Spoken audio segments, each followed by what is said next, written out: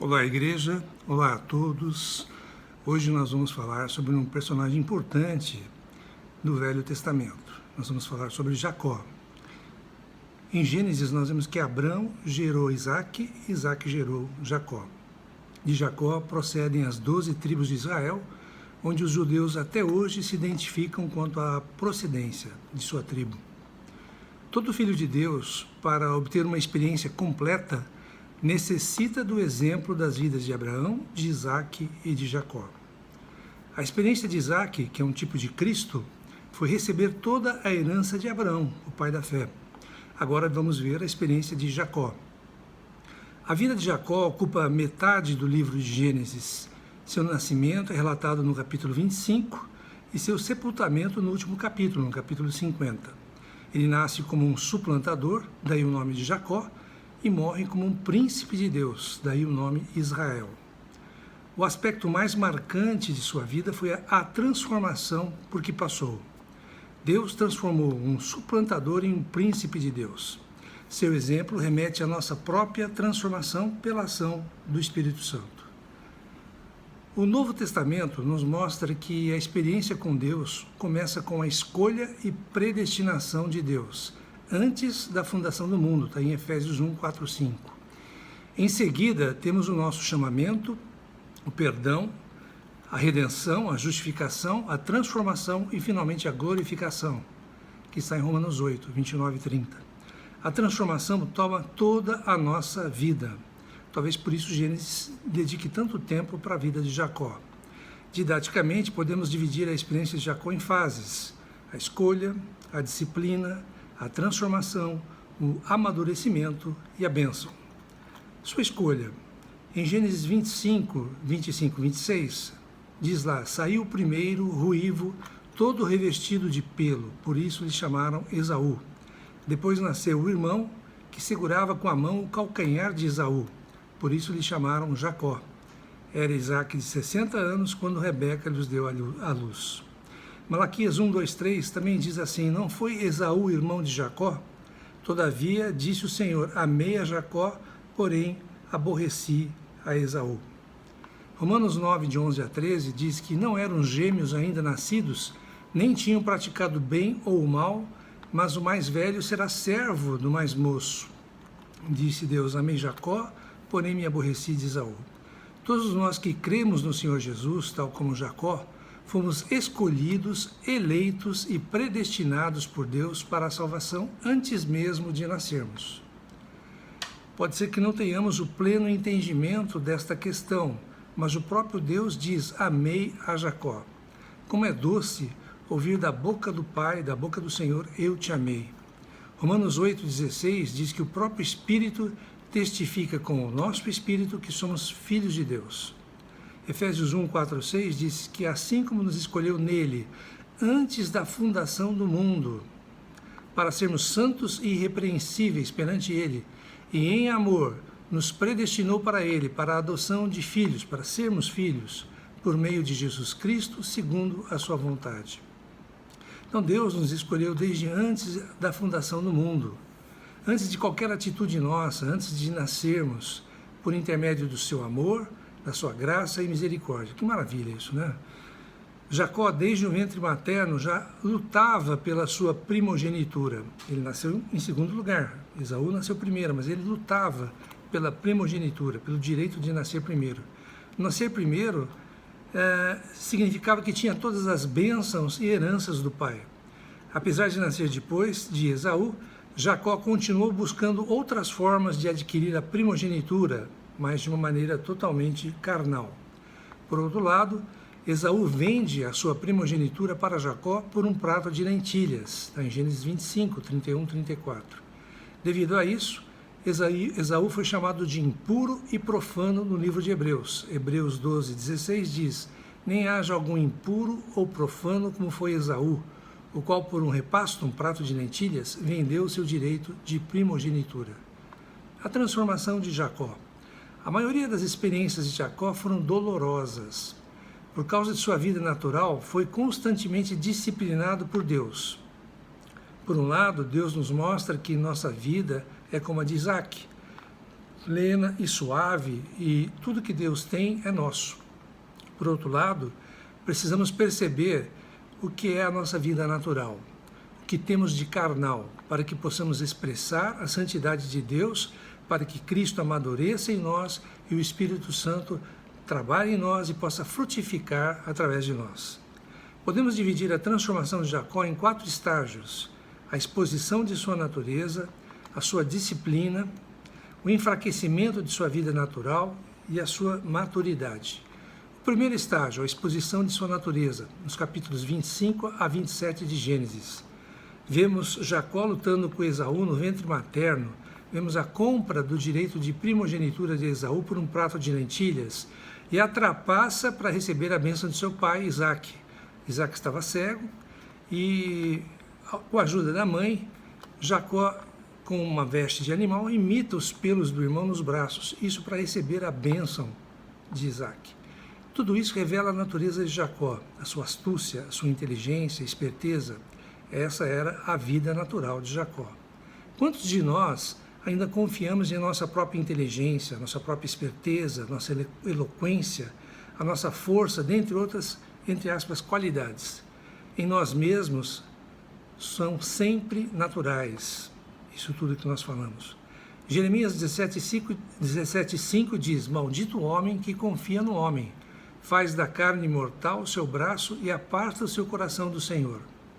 Então, maldito o homem que confia no homem. Nós precisamos confiar no Senhor. Precisamos que nossa natureza e energia naturais sejam expostas para não confiar em nós mesmos, mas em Deus. Sabemos que Deus nos escolheu e que é capaz de terminar a sua obra em nossas vidas. Entretanto, é muito difícil confiarmos totalmente no trabalhar do Senhor em todos os aspectos da nossa vida. É um fator positivo querer e lutar pelo direito de primogenitura, mas devemos aprender que não é pela nossa força, pelo nosso braço, que teremos a garantia da bênção. O Senhor nos ama e nos escolheu. Ele vai terminar a sua obra em nós. Somente não devemos ser como Esaú e não valorizar a primogenitura. O segundo estágio de Jacó é a disciplina na vida dele. Ele é obrigado a fugir da casa de seus pais para não ser morto por Esaú. Cai nas mãos do seu tio Labão, outra figura bastante duvidosa. É surpreendente como Deus nos disciplina. Ao mesmo tempo em que Ele trata a nossa vida e energia naturais, Ele revela-se a nós e lentamente vai nos ensinando. Vemos isso em Gênesis 28 com a experiência de Jacó em Betel. Gênesis 28, de 11 a 15, nós vemos que Jacó, ao parar em Betel para pernoitar, teve um sonho. No sonho ele tem uma visão. O Senhor aparece a ele e lhe faz a mesma promessa que fez a Abraão e a Isaque. Interessante que essa promessa foi feita a Jacó enquanto ele ainda era um trapaceiro. Ele não estava transformado, ele tinha muita vida natural. Provavelmente tenha sido a primeira experiência pessoal de Jacó com Deus. Em Gênesis 31, 13, Deus fala novamente com Jacó e o Senhor diz: eu sou o Deus de Betel. Em 31, 15, Deus vai além e diz: eis que eu estou contigo e te guardarei por onde quer que fores e te farei voltar a esta terra, que te não desampararei, não vou te desamparar, até cumprir aquilo que te hei referido. Esta é uma promessa incondicional do Senhor. Deus sabia que um dia cumpriria o que prometeu.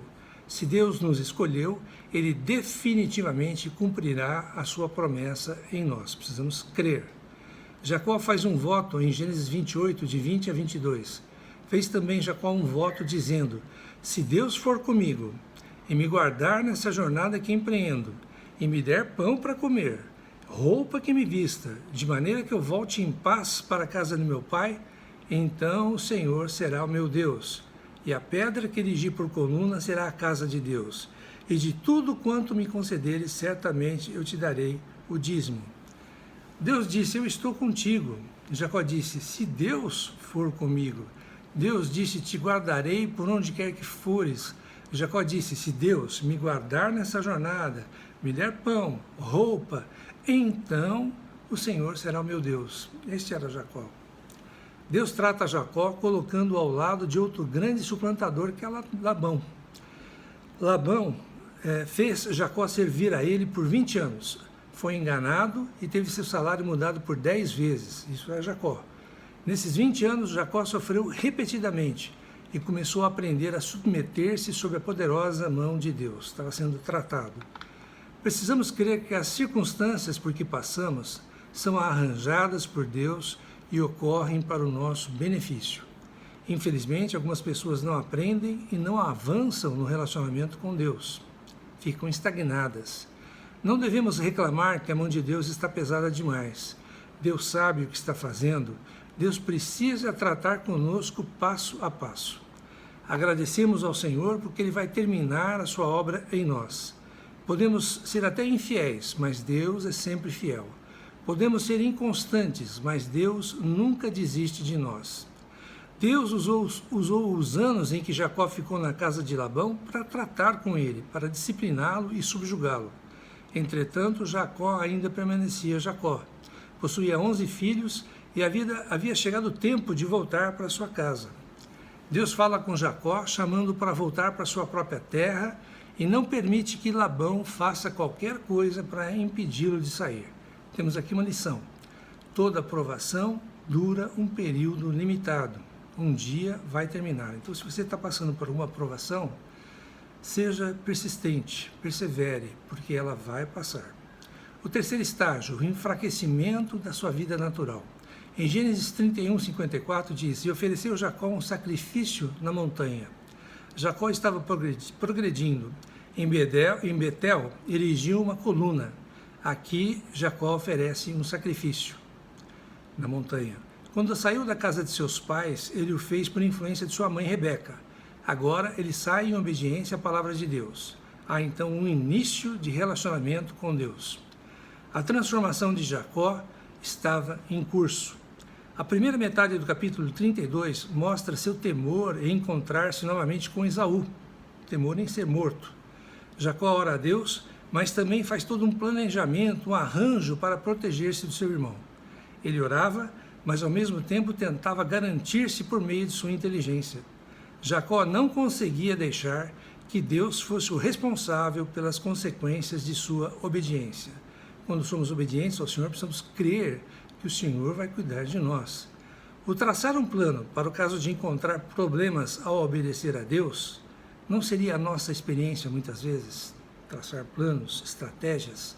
Em Gênesis 32, de 9 a 12, Jacó buscou a Deus e orou: Ó Senhor, que me disseste, torna a tua terra e te farei bem. Sou indigno de tuas misericórdias e fidelidade. Já agora sou 2 bandos. A família dele estava dividida, as suas posses estavam divididas. Livra-me de meu irmão Esaú, para que não venha ele a matar a mim, as mães e os filhos. Disseste, certamente eu te farei bem, e dar-te-ei descendência como a areia do mar. Uma promessa, o Senhor vai cumprir. Esta oração foi melhor que a feita em Betel, mas Jacó ainda possuía muita energia natural, e Deus o levou à experiência de Peniel, onde Deus luta com ele. Em Gênesis 32, de 22 a 25, diz lá: tomou sua família e transpôs o val de Jaboque. Fez passar tudo o que lhe pertencia, ficando ele só. Lutava com ele um homem, até o romper do dia. Vendo este homem que não podia com ele, tocou-lhe na articulação da coxa. Ele lutava com o próprio Deus, e Deus lhe tocou na articulação da coxa, para que ele ficasse manco e não pudesse andar normalmente. Em Gênesis 32, de 28 a 30, o Senhor diz: já não te chamarás Jacó, e sim Israel, pois como príncipe lutaste com Deus e com os homens e prevaleceste. Deus o abençoou ali. Aquele lugar chamou Jacó Peniel, pois disse: vi a Deus face a face e a minha vida foi salva. Como aplicar a experiência de Jacó em nossa vida? Todos nós temos características, comportamentos, personalidade forte, onde nossa vida natural é expressada. Deus faz arranjos onde nossa vida natural é exposta. Entretanto, podemos ainda não nos aperceber dessa situação. Um dia, ao cruzar o Jaboque, teremos nosso apoio natural tocado e exposto por Deus. Podemos então perceber que aquilo que mais nos orgulhamos, que consideramos nossas melhores qualidades sob a luz de Deus, vão se mostrar como uma expressão de nossa vida carnal ou natural, não servem para Deus. Quando Deus nos toca, como tocou em Jacó, ficamos fracos e mancos pelo resto de nossas vidas. Quando sou fraco é que sou forte. Exemplos onde nossa vida natural pode estar escondida: tolerância, talento, emoções, amor próprio, mente poderosa, pensamento lógico. Todas essas coisas podem nos dar um certo orgulho no nosso íntimo. Estas coisas poderão ser a nossa articulação da coxa, onde o Senhor vai tocar. Graças ao Senhor por Deus ter tocado a articulação da coxa de Jacó. Jacó ficou manco, tornou-se fraco e não pôde mais lutar. Este foi um ponto de virada na vida de Jacó. Peniel é uma obra de Deus. Em Gênesis 33, 18 a 20, no caminho de volta para Canaã, Jacó faz uma parada em Siquém, que fica em Canaã, e ali permanece. Armou a sua tenda, levantou ali um altar e lhe chamou Deus, o Deus de Israel. Deus queria que Jacó voltasse para a terra de seu pai Isaque, mas ele permaneceu em Siquém, onde comprou um campo. Embora tenha sido um erro, ele não obedeceu totalmente a Deus, ele edificou ali um altar e proclamou que Deus é o Deus de Israel. Deus não era apenas o Deus de Abraão e de Isaque, mas também o Deus de Israel. Em Gênesis 34, a filha de Jacó é desonrada naquela terra, colocando Jacó em uma situação muito difícil. Deus então chama para Betel.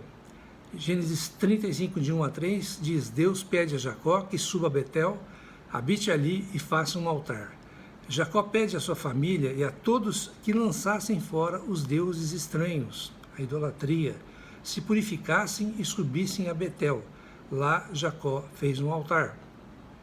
A experiência de Betel pode ser considerada complementar à experiência de Peniel, onde ele lutou com Deus.